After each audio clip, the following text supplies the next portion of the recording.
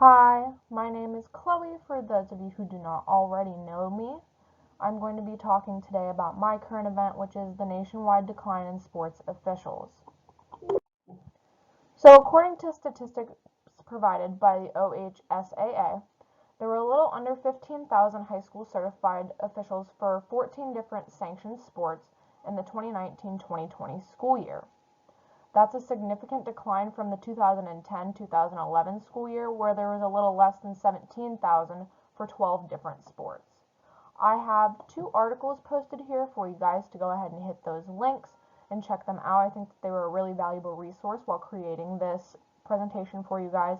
And then I also have a YouTube video link that has a newscast recording a little bit about this issue as well for you guys to go ahead and view. So a little bit about the time frame for this current event. This issue has been going on since about 2013. States such as Tennessee, Nevada, Kansas, Oregon have all seen steady declines in the number of registered sports officials in those states, with a quote saying that Oregon saw a 12% decrease in the past 3 years alone, which is extremely significant when you think about the fact that there are often only a certain number of officials in a certain area for each particular sport.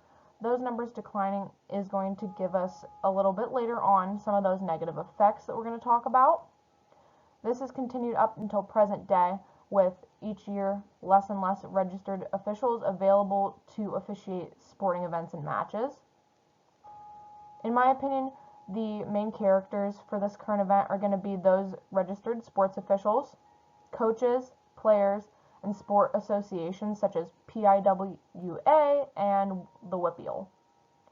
So, particularly, one of the most affected areas for this current event is going to be interscholastic sports. So that means your sports that are being done through middle and high schools, especially high schools, are seeing the most significant decrease. Any official, coach, player, parent, sport association are going to be the people that are directly affected by this decline in sports officials. So I'm just going to talk a little bit about the positive effects as a result. Truly, this was an extremely hard thing to find positives for, just because decline in sports officials is not good for anybody. It's not good for our youths as well.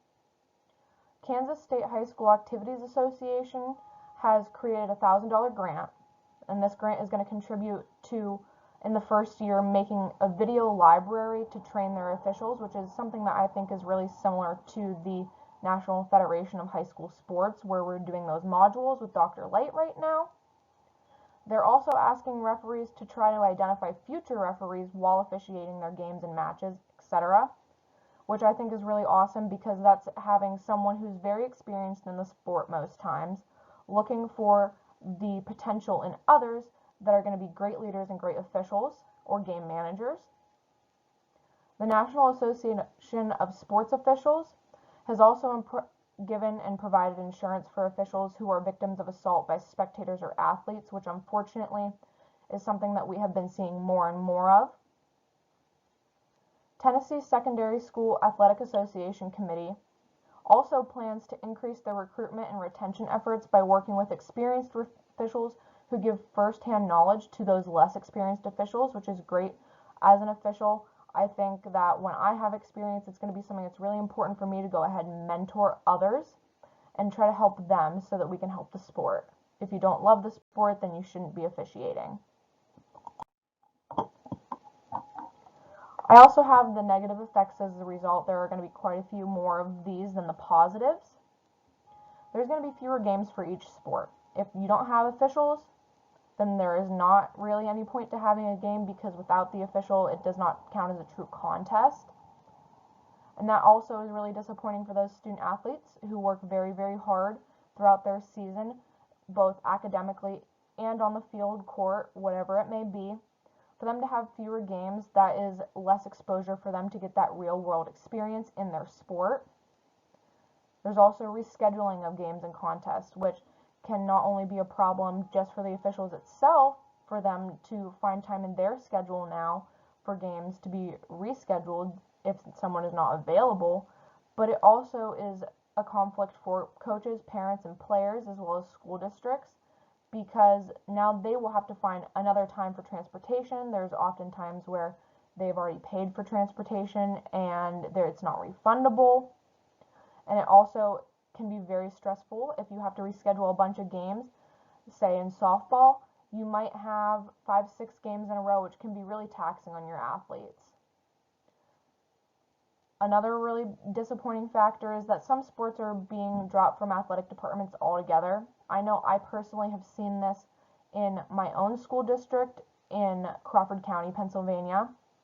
We had many sports, and now we only have about 5 or 6, just due to the fact for funding reasons, as well as there are not very many officials that are able to travel out to my school and district to officiate those games.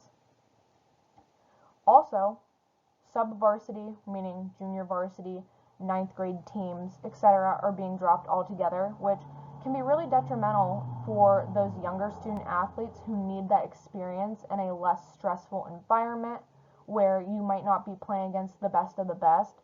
That really eliminates a lot of their opportunities to grow as student athletes, which is not anything that we ever want to see.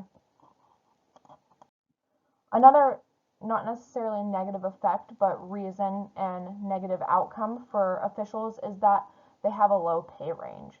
So less officials can financially manage becoming an official for a lot of different reasons. This might be transportation to and from the game is expensive. Having your own equipment is also costly, especially when you want to make sure, such as a softball or a baseball official, that you are well protected and you have all of the equipment that you need to properly perform your job. Clearances, I know that I fill out clearances every year for teacher education, and they are pricey, especially if you are doing it part-time. It might not be an expense that these officials are able to make at this time. And then there's organizational memberships as well, being part of respected officiating communities.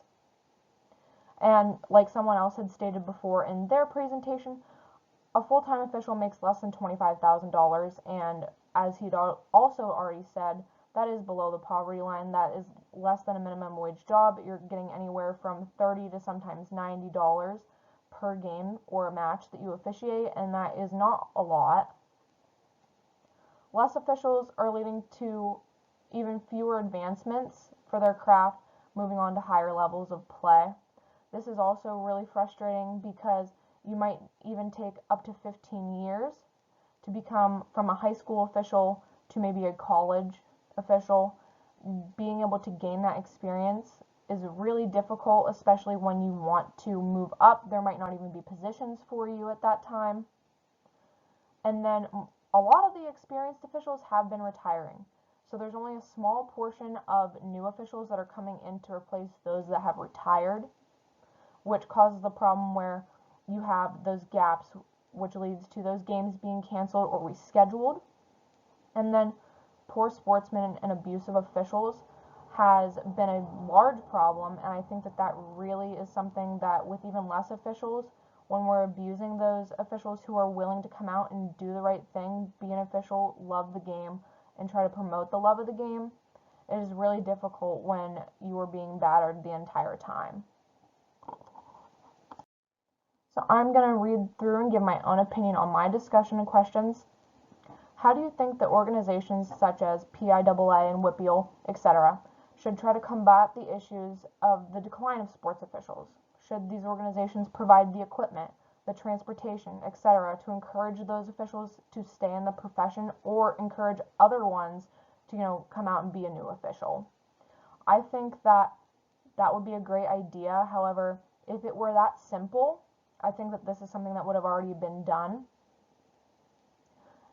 especially when it comes to transportation, equipment, things of that nature. It is really situational because each person is a different body type, everyone lives in a different area, and it would be extremely difficult to try to compensate these officials this way. I do think, however, possibly there could be a way for them to sign up for grants, and that would be amazing. What do you think is the biggest factor in the decline of sports officials? What factors would influence you the most personally? I do think that the abuse of officials as well as a lot of the financial aspects are something that are pulling people away from this profession.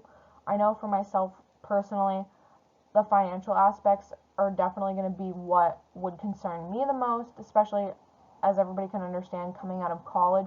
You're going to be in debt, you're going to be working really hard, probably at your 9 to 5, working to pay off those loans, and then taking on the responsibility of becoming an official would definitely be hard. You most certainly have to love the game, and that is why officials do what they do. And then what are some ways that the sporting and officiating communities can reach out to more people who may be willing to become a sports official?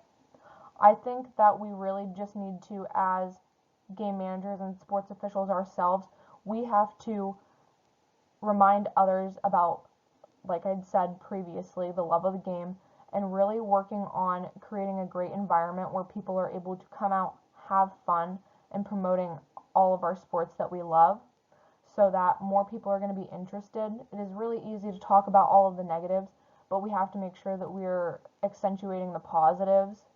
Otherwise, it would be no wonder why people don't want to come out and officiate.